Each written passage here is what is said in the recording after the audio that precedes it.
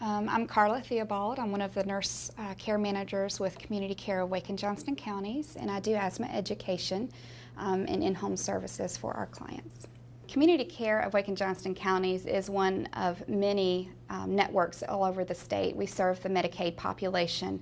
One of the biggest goals for us is to reduce cost and improve quality of care for patients all across North Carolina.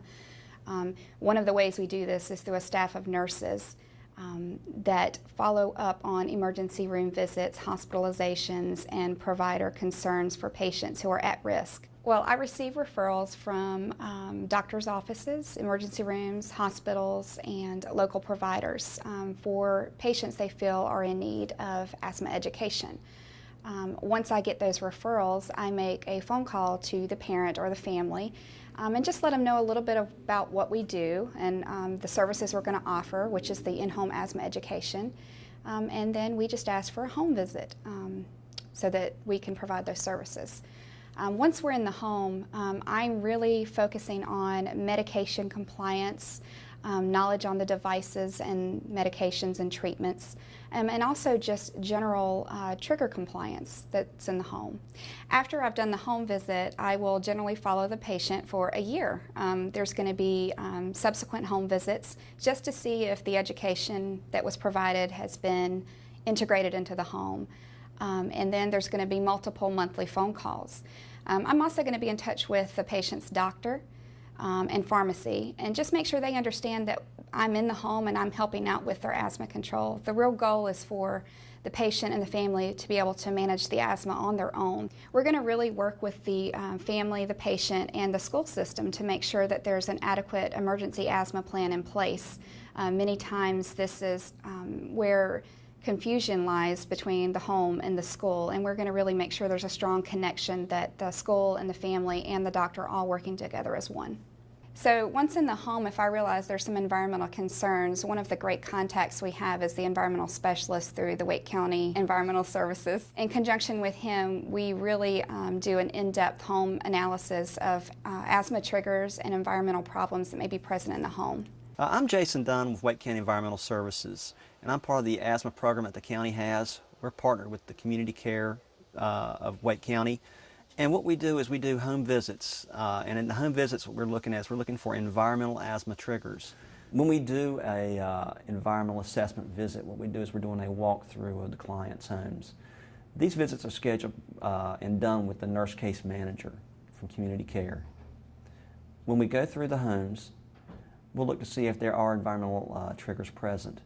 The clients will walk through the homes with us and so they can see what the problems are as we do these assessments. And as a follow-up, we'll give them a summary report of what our findings are, and we provide them educational materials.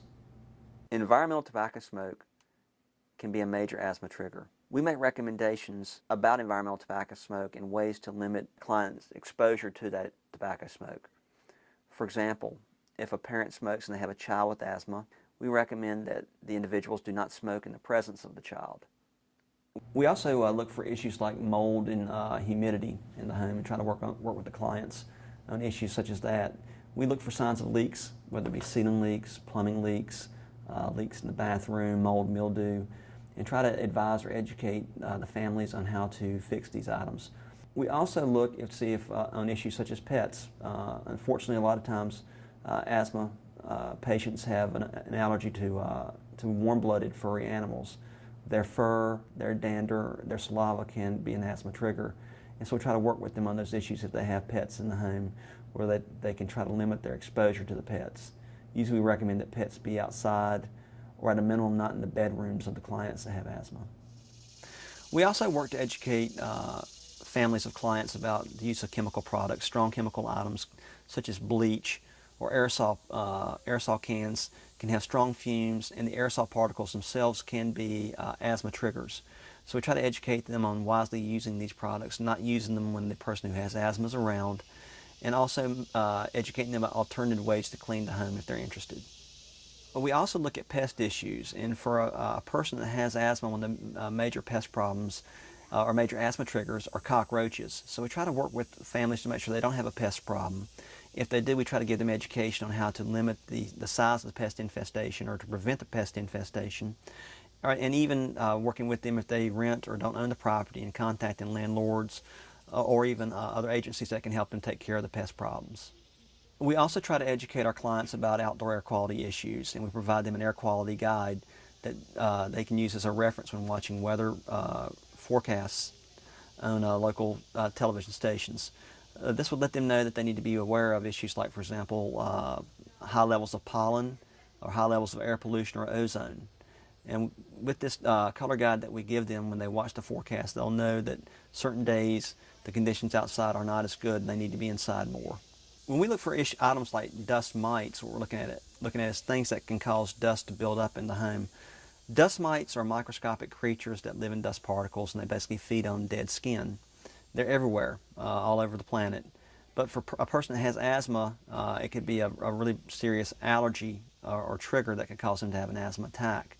So we try to figure out ways to prevent a person's exposure to dust mites. For example, making sure that doors and windows on homes that have air conditioning are kept closed at all times, washing bed linens regularly in hot water and hot drying, using special allergen-resistant mattress covers and pillowcases, and limiting the amount of items like plush toys that may be in a child's room.